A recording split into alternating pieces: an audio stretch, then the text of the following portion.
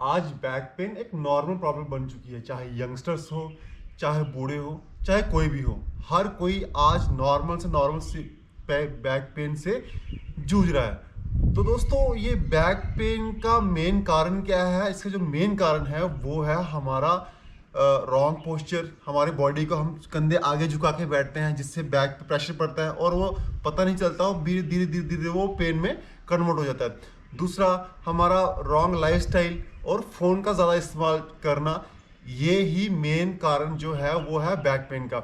दोस्तों, योग जो है वो आपके बैक पेन को दबाता नहीं है, बल्कि ये बैक पेन को रूट कॉज से, उसको जड़ से ख़त्म करता है। तो आज मैं आपके साथ 5 ऐसे योगा अभ्यास साझा करूंगा जो बिल्कुल बिगनर्स के लिए, अगर आप बैक पेन से परेशान हैं, चाहे किसी भी टाइप की लोअर बैक पेन हो, चाहे कोई भी हो, आप उससे तुरंत ही राहत पाएंगे। और लगातार इसको करने से आपको वो बैक पेन चली जाएगी और आपकी स्पाइन भी मजबूत होगी और आपकी मतलब आपको कभी भी कोई भी बैक से रिलेटेड प्रॉब्लम नहीं होगी।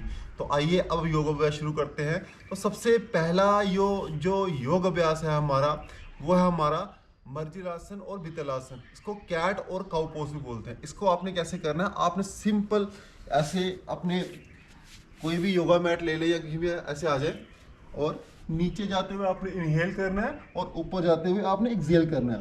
ठीक है? ये अब करना है कैसे? इसको आपसे कम से कम 10 से 15 बार आपने रोजाना करना है। इस तरीके से बैठे, पहुंचे सीधा, फिर आपको पूरा कमर को नीचे झुकाना है इस तरीके से और गर्दन को ऊपर।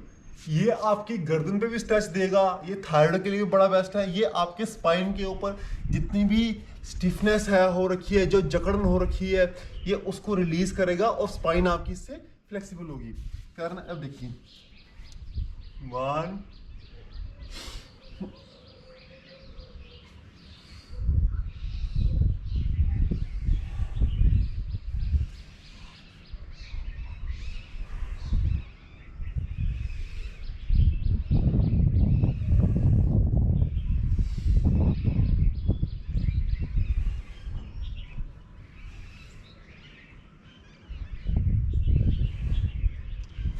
ये करने के बाद देखो, आपको ज़्यादा जोर नहीं लगाना, आपको अपने बॉडी के हिसाब से चलना है। जितना अगर बॉडी में स्टिफनेस ज़्यादा है, जितना आप जा पा रहे हैं उतना जाएं, पर निरंतर जाए, आपका ये अच्छे से पूरा होना शुरू हो जाएगा। इसके बाद जो अगला अभ्यास है हमारा, वो है बालासन का अभ्यास।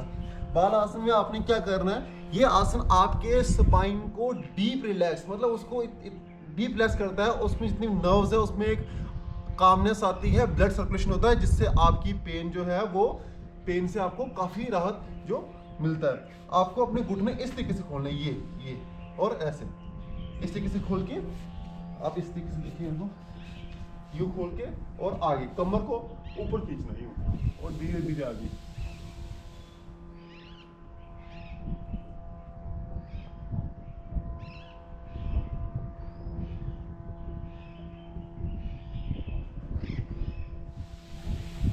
आपको कम से कम 20 से 30 सेकंड ऐसे करना है। ये आपके स्ट्रेस के लिए बहुत अच्छा है। अगर इंसान जो स्ट्रेस में रहता है, जो ओवर थिंकिंग में रहता है, वो ही करे तो उसके लिए भी ये काफ़ी लाभदायक है। और ये सारा का सारा जो ब्लड सर्कुलेशन हमारे दिमाग में होता है, जिससे ब्लड की नर्व जो है वो शांत होती है, और ये स्पाइन के लिए और बैक पेन के लिए भी बहुत ही बेस्ट है। उसके बाद जो आपने जो अभ्यास करना है वो करना है आपने भुजंगासन। भुजंगासन में आपने क्या करना है? आपको सिंपल यूं लेटना है अपने मैट पे, यूं लेट जाए इस तरीके से। ठीक है ना? आप जितना जा पा रहे हैं आपने उतने ही जाने का प्रयास करना है, ज़्यादा जोर नहीं लगाना इस पे। ये आपके लोअर बैक के लिए बहुत ही अच्छा है और आपकी बैक को मजबूत करेगा और सॉलिड बनाएगा। आपको सिंपल यूं फ्लैट करके और हाथों को थोड़ा, पहले आप इतना जाए, इतना, ये, और हाथों इतना, जितना आप जा सकते हैं। ये बिल्कुल आपको जोर नहीं लगाना है। फिर और वो जा सकते हैं, फिर थोड़ा और ऊपर, थोड़ा और ऊपर, फिर थोड़ा और इस,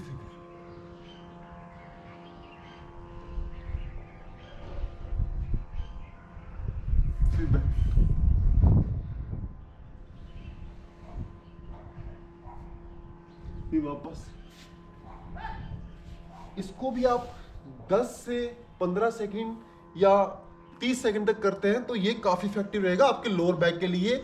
ये उसको स्ट्रॉन्ग करता है लोअर बैक को। और हाँ, आपको एक चीज़ का ज़्यादा ध्यान रखना है, आपको किसी भी अभ्यास में जाके सांस को रोकना नहीं है। सांस आपकी निरंतर चलती रहनी चाहिए, निरंतर चलती रहनी चाहिए। कई लोग क्या करते हैं, जाते ऊपर सांस रोक लेते हैं, ऐसा आपको बिल्कुल नहीं करना है। इसका जो अगला अभ्यास है हमारा वो है अर्ध मत्स्येंद्रासन। अर्ध मत्स्येंद्रासन में क्या करना है, ये आसन आपके डाइजेशन के लिए बहुत बेस्ट है। मतलब डायबिटीज वालों के लिए तो ये बहुत ही बेस्ट है, और ये डाइजेशन को स्ट्रॉन्ग करता है। आपकी जठराग्नि, जो आपका पेट में हाइड्रोक्लोरिक एसिड होता है, उसको भी ये एक्टिव तेज करता है, और जिससे आपका डाइजेशन और पाचन तंत्र बेहतर होता है। आपको सिंपल दोनों टांगे सीधी करके लेफ्ट को इधर लाना इस तरीके से, और राइट को यहाँ ऐसे, और कमर को सीधा इस तरीके से। जब आप इस तरीके से आ गए, और ये राइट हैंड को पीछे ले जाना है, और लेफ्ट को यहाँ, और इस तरीके से।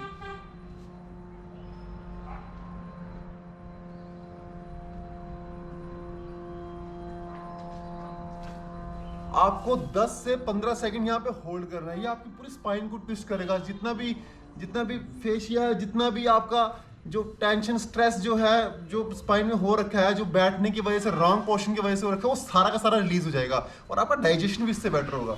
फिर वैसे ही आपको चेंज करना है करके, ये करके आपको ऐसे करके लेफ्ट हैंड को पीछे, राइट हैंड को आगे, यूं स्ट्रेट। और स्ट्रेट जब होने के बाद इस लेग को इधर करना है, इधर, ये हाथ से पूरा ये पकड़ लिए यहाँ पे, और फिर पीछे।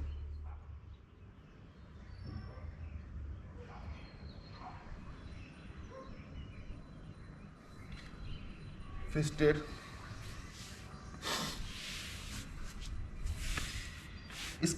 इसके बाद जो आपका अभ्यास है वो है सेतु बंधासन का अभ्यास। सेतु बंधासन करना कैसे है, आपने यूं लेटना है, सिंपल।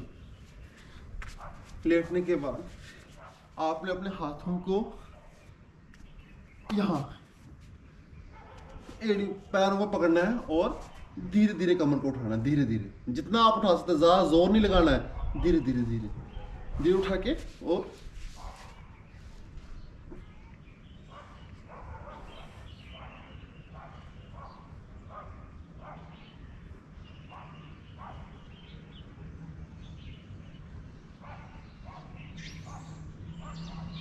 फिर वापस, और फिर हाथों को पकड़ के थोड़ा सा पीछे खींचना है इसको।